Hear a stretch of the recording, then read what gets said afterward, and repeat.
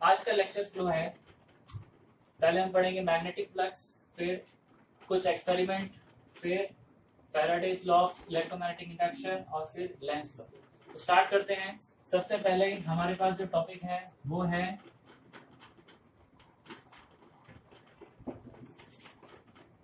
Magnetic flux. Magnetic flux को हम दो पार्ट में समझते हैं। पहले देखें, फॉर एग्जांपल हमारे पास क्या है, एक क्लोज सरफेस है जिसका एरिया जो है ए है, और वो एरिया जो है वो क्या होता है, इस प्लेन के सरफेस के परपेंडिकुलर वेक्टर से रिप्रेजेंट किया जाता है। ठीक है ना, जैसे आपने सुना होगा एरिया वेक्टर, तो वो एरिया वेक्टर ये ए है। इस एरिया वेक्टर को अगर हम एक मैग्नेटिक फील्ड में रख दें, किसमें रख दें, यूनिफॉर्म मैग्नेटिक फील्ड में रख दें। यूनिफॉर्म मैग्नेटिक फील्ड क्या होती है, ऐसी मैग्नेटिक फील्ड होती है जो कि टाइम के साथ चेंज नहीं होती है, कांस्टेंट होती है। ऐसी एक मैग्नेटिक फील्ड में रख दें तो इस एरिया के अंदर से कुछ मैग्नेटिक फील्ड लाइंस पास करेंगी, और अगर इसके बीच में एंगल थीटा है, ये जो हमारा एरिया वेक्टर है और जो मैग्नेटिक फील्ड वेक्टर है, इन दोनों के बीच में जो एंगल है वो कितना है, थीटा है। तो मैग्नेटिक फ्लक्स डिफाइन होता है phi B equal to scalar product of magnetic field intensity and area vector, phi B equal to B dot A. Phi B equal to, अगर हम इसको एक्सटेंड करके लिखना चाहें तो magnitude of magnetic field intensity, magnitude of area और cos of theta between them. Cos of theta, theta क्या है, एंगल बिटवीन देम। इसी तरह से अगर फॉर एग्जांपल हमारे पास एक अनइवन सरफेस है, कैसा सरफेस है, ये तो कैसा सरफेस था, प्लेन सरफेस था। अगर हमारे पास एक अनइवन सरफेस है और उसे हमने एक मैग्नेटिक फील्ड में रख दिया है इस तरह से, तो यहाँ पर भी कुछ ना कुछ मैग्नेटिक फील्ड लाइंस इस एरिया को क्रॉस करेंगी। लेकिन यहाँ पर जो मैग्नेटिक फ्लक्स निकालने का तरीका है थोड़ा सा डिफरेंट है। हम क्या करते हैं, इस कंडीशन के लिए हम इस पूरे सरफेस को छोटे छोटे एलिमेंट्स के अंदर डिवाइड कर देते हैं, और एक जो छोटा एलिमेंट है उसका एरिया डी ए से रिप्रेजेंट किया जाता है। ठीक है ना, बहुत ही इनफिनिट सिंबल होता है, छोटा होता है, इसलिए इसे डी ए से रिप्रेजेंट किया जाता है। इस छोटे डी ए और जो हमारी मैग्नेटिक फील्ड इंटेंसिटी है उसके बीच में अगर एंगल थीटा है, तो इसके लिए, इस छोटे से एलिमेंट के लिए हम डिफाइन करते हैं magnetic flux equal to scalar product of B dot B and D A vector. ठीक है, लेकिन हमें सिर्फ इस छोटे से एलिमेंट की मैग्नेटिक फ्लक्स नहीं निकालना है, हमें पूरे सरफेस की निकालनी है। तो हमें क्या इमेजिन करना पड़ेगा, हमें इमेजिन करना पड़ेगा कि ये जो हमारा सरफेस है ऐसे छोटे छोटे बहुत सारे एलिमेंट से बना हुआ है, और ऐसे बहुत सारी छोटी छोटी फ्लक्स जो है उन सभी को अपने को क्या करना पड़ेगा, कैलकुलेट करके ऐड करना पड़ेगा। और अगर आप देख पा रहे हैं तो यहाँ पे लिखा है B dot D A, scalar product of magnetic field intensity and area vector. इसका मतलब जो मैग्नेटिक फ्लक्स है वो कैसी क्वांटिटी है, स्केलर क्वांटिटी है। और हम इजीली क्या कर सकते हैं, इसको ऐड कर सकते हैं। यहाँ पर मैं इंटीग्रेशन की हेल्प से टोटल मैग्नेटिक फ्लक्स जो इस एरिया से पास थ्रू हो रहा है वो निकालने की कोशिश करूंगा। तो फाई बी इक्वल टू हो जाएगा integration of B dot D A. ठीक है ना, integration of B dot D. इस तरह से हम क्या कर सकते हैं, मैग्नेटिक फ्लक्स निकाल सकते हैं। मैग्नेटिक फ्लक्स की फिजिकल सिग्निफिकेंस की अगर बात करें तो किसी एरिया से कितनी number of magnetic field lines, कितनी स्ट्रेंथ पास कर रही है मैग्नेटिक फील्ड की, वो डिफाइन करता है हमारा मैग्नेटिक फ्लक्स। इसके अलावा जो मैग्नेटिक फ्लक्स है, अगला जो टॉपिक है उसके अंदर काफी यूजफुल होने वाला है, इसलिए आगे बढ़ते हैं।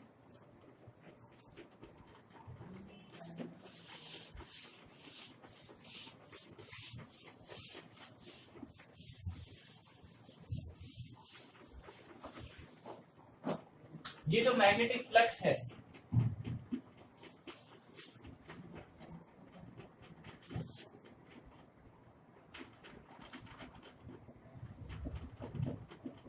ये जो मैग्नेटिक फ्लक्स है सबसे पहले कैसी क्वांटिटी है, ये स्केलर क्वांटिटी। कैसी क्वांटिटी है, ये स्केलर क्वांटिटी। दूसरा अगर ध्यान से देखें तो इसकी यूनिट क्या होगी, इसकी जो फॉर्मूला है वो है B A cos theta. B stand for magnetic field intensity, जिसकी यूनिट होती है, ऐसा यूनिट होती है टेस्ला टी। एरिया की यूनिट क्या होती है, मीटर स्क्वायर, ठीक है। कॉस थीटा एक ट्रिग्नोमेट्रिक रेशियो, इसकी कोई यूनिट नहीं होती है, यूनिट लेस होता है। तो हमारी जो यूनिट हो गई, ऐसा यूनिट हो गई मैग्नेटिक फ्लक्स की, वो क्या हो गई, tesla metre square, tesla into metre square, ठीक है।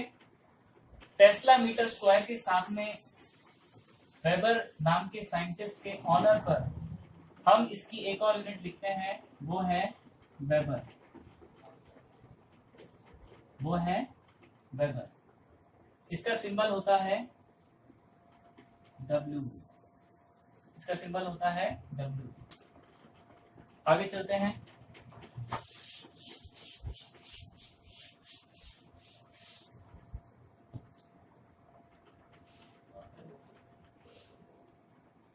आगे एक्सपेरिमेंट्स, कुछ ऐसे एक्सपेरिमेंट सामने आए, एक्सपेरिमेंट किए गए, एक्सपेरिमेंटल ऑब्जर्वेशन देखे, जिसकी वजह से हमें इलेक्ट्रोमैग्नेटिक इंडक्शन के बारे में और नॉलेज मिला और जानकारी मिली।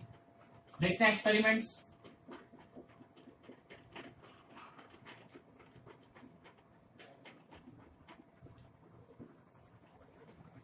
फैराडे ने कुछ एक्सपेरिमेंट किए। सबसे पहले उन्होंने क्या करा, एक कॉइल ली, ठीक है ना, सर्कुलर कॉइल ली। सर्कुलर कॉइल को एक गैल्वेनोमीटर से इस तरह से जोड़ दिया। ये क्या है, गैल्वेनोमीटर। गैल्वेनोमीटर एक ऐसी डिवाइस होती है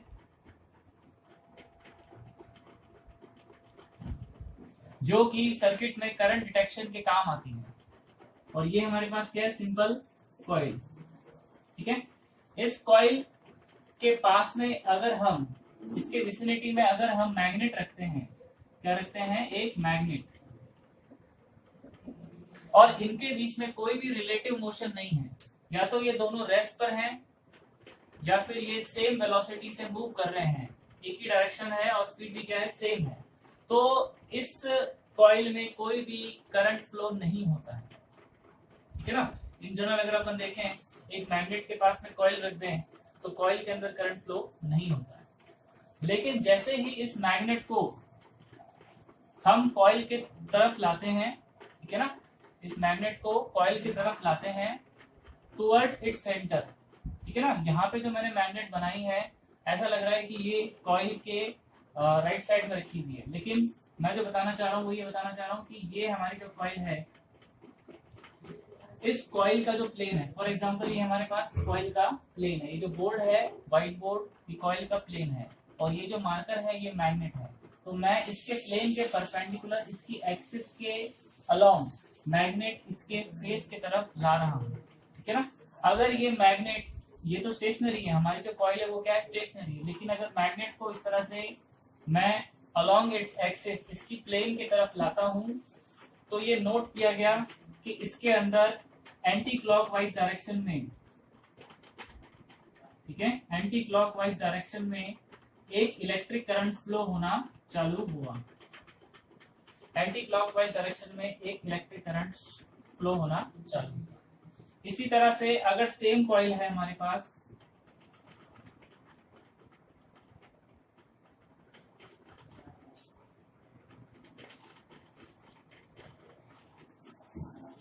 और उस सेम कॉइल से के पास से हम मैग्नेट को अवे ले जा रहे हैं, ठीक है ना। कैसे ले जा रहे हैं, सेम टू सेम मैं रिपीट करना चाहूंगा। फॉर एग्जांपल ये जो व्हाइट बोर्ड है, ये कॉइल का प्लेन है और ये हमारी मैग्नेट है, ठीक है ना। तो मैग्नेट के ये जो ब्लैक पोर्शन है वो नॉर्थ पोल इमेजिन करिए, तो नॉर्थ पोल को मैं क्या कर रहा हूँ, इस तरह से अवे ले जा रहा हूँ, ठीक है ना। ये तो कैसे ले जा रहा हूँ, पहले कंडीशन क्या थी, टूवर्ड्स, अभी कैसी कंडीशन है, अवे, ठीक है ना। कैसे लगा रहा हूं, अलोंग इट्स एक्सिस। तो ये पाया गया कि ये जो हमारा सर्किट है, इसके अंदर एक क्लॉकवाइज करंट, इस तरह से क्लॉकवाइज करंट फ्लो होना चालू हो गया, ठीक है ना। तो ये तो बिल्कुल ही नई बात हो गई, सिर्फ रिलेटिव मोशन की वजह से एक कॉइल में करंट प्रोड्यूस हो गया, ठीक है। फर्दर देखते हैं, ये पॉइंट नोट करिएगा कि जब भी हमारा मैग्नेट है और जो कॉइल है, जब इनमें रिलेटिव मोशन नहीं है, तब कोई भी करंट इंड्यूस नहीं हो रहा है। लेकिन जैसे ही रिलेटिव मोशन आया, या तो ये मैग्नेट इसके टुवर्ड्स मूव कर रही है या अवे मूव कर रही है, तो ये जो हमारी कॉइल है इसके अंदर कुछ ना कुछ करंट फ्लो करना चालू करता है। First point.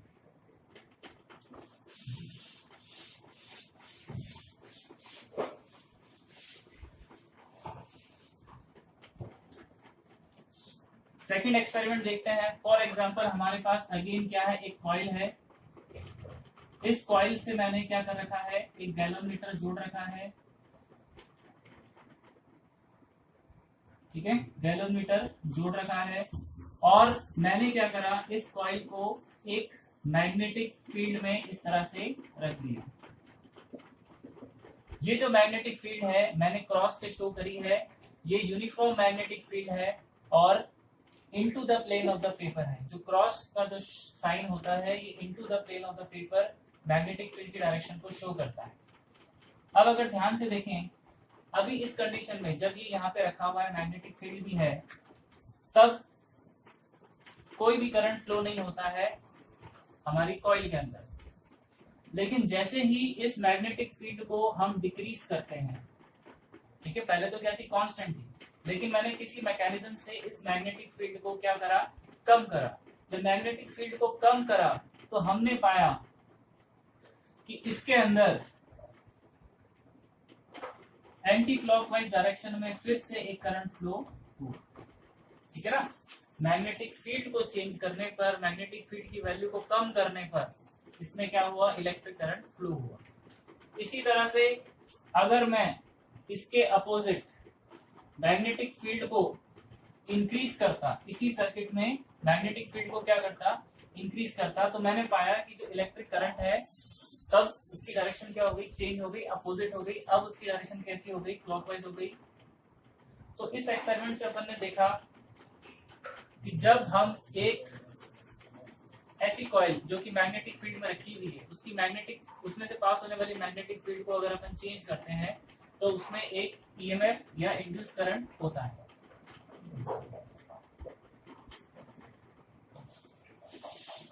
ये हमारा सेकंड पॉइंट हो गया। थर्ड एक्सपेरिमेंट, हमारे पास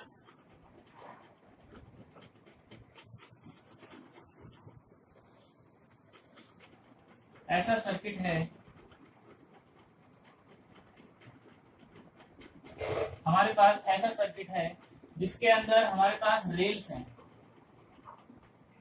ठीक है ना, कंडक्टिंग रेल्स हैं। कैसी रेल्स हैं,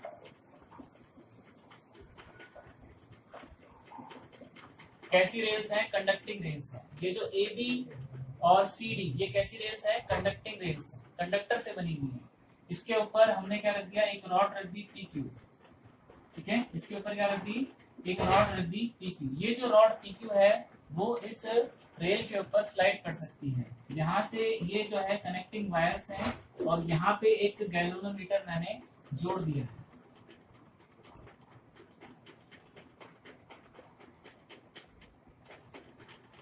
गैल्वेनोमीटर मैंने इस तरह से जोड़ दिया। अब ये जो अरेंजमेंट है इसको मैंने एक मैग्नेटिक फील्ड में रखा, इसमें रखा, मैग्नेटिक फील्ड में रखा। ये जो मैं क्रॉस बना रहा हूँ, ये क्रॉस इस प्लेन के परपेंडिकुलर डायरेक्शन में और into the plane of the paper एक मैग्नेटिक फील्ड को शो करता है। इस मैग्नेटिक फील्ड को मैं रेड कलर से शो कर रहा हूँ। मैग्नेटिक फील्ड इंटेंसिटी क्या है, यहाँ पे बी है। अब अगर आपने अब की बार क्या करा, मैग्नेटिक फील्ड को चेंज नहीं किया, आपने क्या करा, ये जो हमारा पी क्यू है ना, पी क्यू, इसको आप क्या कर रहे हो, स्लाइड कर रहे हो। अगर आप इसको स्लाइड करते हो टुवर्ड्स द लेफ्ट, तो ये जो एरिया है जो कि मैग्नेटिक फील्ड के अंदर है उसमें क्या आ गई, कमी आ गई। जो एरिया जिसके अंदर से मैग्नेटिक फील्ड पास हो रही थी वो एरिया कम हो गया। तो हमने देखा कि इसमें से भी एक करंट पास हुई और वो जो करंट थी वो कैसी थी, इस तरह से थी, एंटी क्लॉकवाइज। इसका उल्टा, अगर हम इस रेल पर ये जो पीक्यू कंडक्टर है इसको मूव करते हैं टुवर्ड्स द राइट, तो जो एरिया है जिसके अंदर से एरिया, क्लोज्ड एरिया, ये वाला एरिया नहीं, ये यहाँ पे क्लोज नहीं हो रहा है, यहाँ पे खुला हुआ है। ये जो एरिया है, ये जो क्लोज्ड एरिया है, ये एरिया बढ़ रहा है। तो इस केस में जो हमारी करंट होगी कुछ ना कुछ होगी और वो कैसी होगी, क्लॉकवाइज होगी। तो तीसरी चीज अपन ने नोट करी कि अगर हम एरिया चेंज कर देते हैं जिसमें से मैग्नेटिक फील्ड पास कर रही है, तब भी इलेक्ट्रिक करंट इंड्यूस हो सकता है। और फाइनली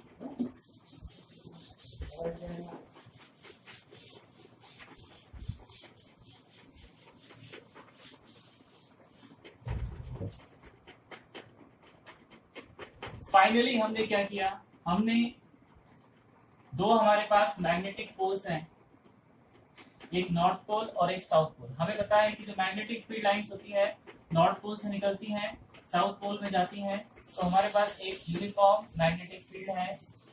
ठीक है, आइडियली मान रहे हैं कि यूनिफॉर्म मैग्नेटिक फील्ड है।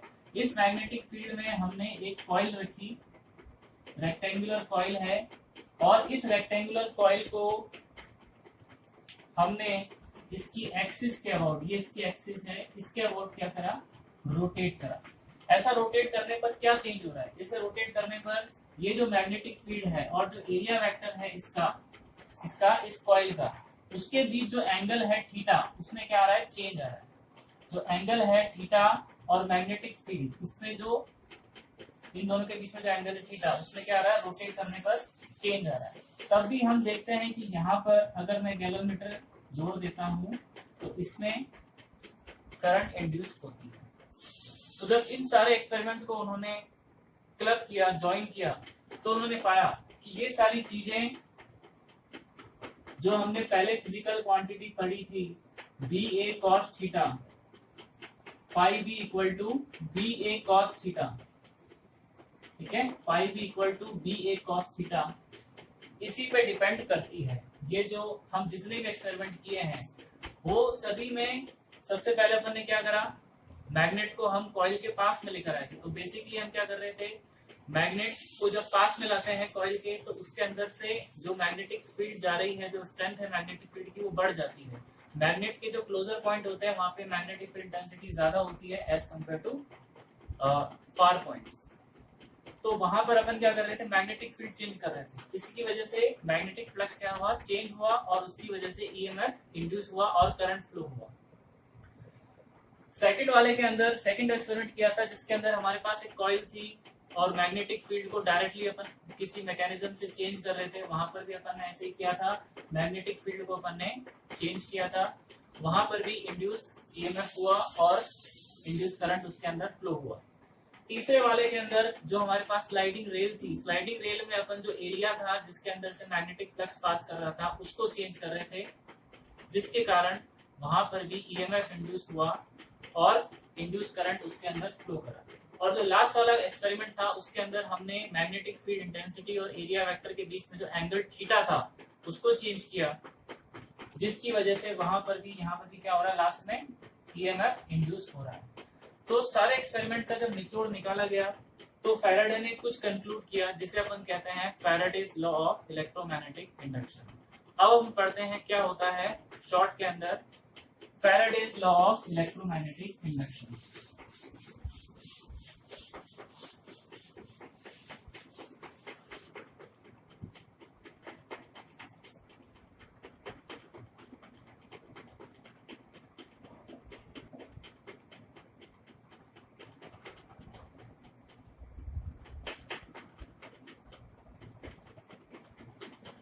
फैराडे लॉ बेसिकली दो स्टेटमेंट का कॉम्बिनेशन है। पहला जो स्टेटमेंट है वो इलेक्ट्रोमैग्नेटिक इंडक्शन के फिनोमेना को डिफाइन करता है। पहला जो स्टेटमेंट है उसके हिसाब से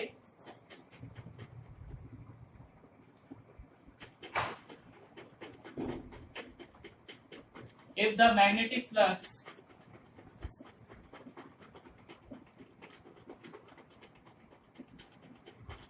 linked with a closed loop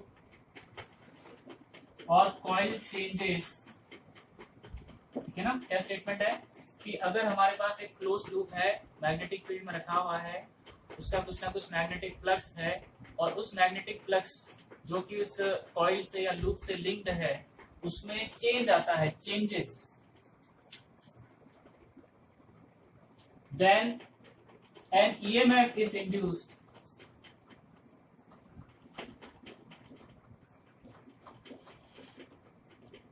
in it which produces electric current.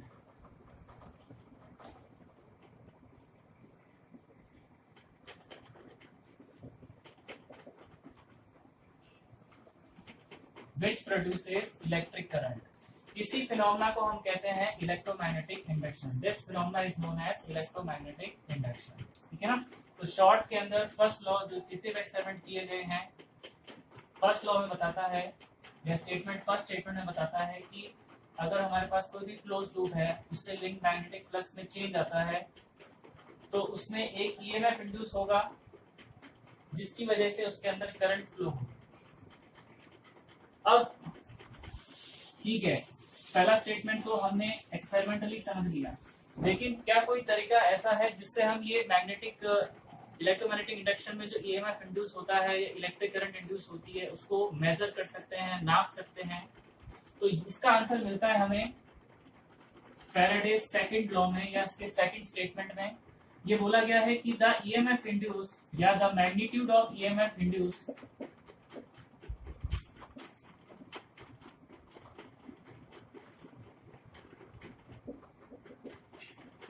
in the coil is directly proportional to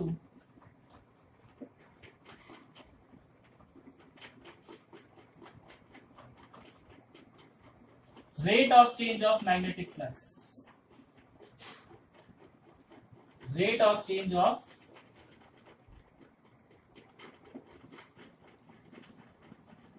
magnetic flux linked with the coil. ठीक है ना. अगर इसे मैथमेटिकली लिखना चाहें तो कैसे लिखेंगे? मैथमेटिकली लिखेंगे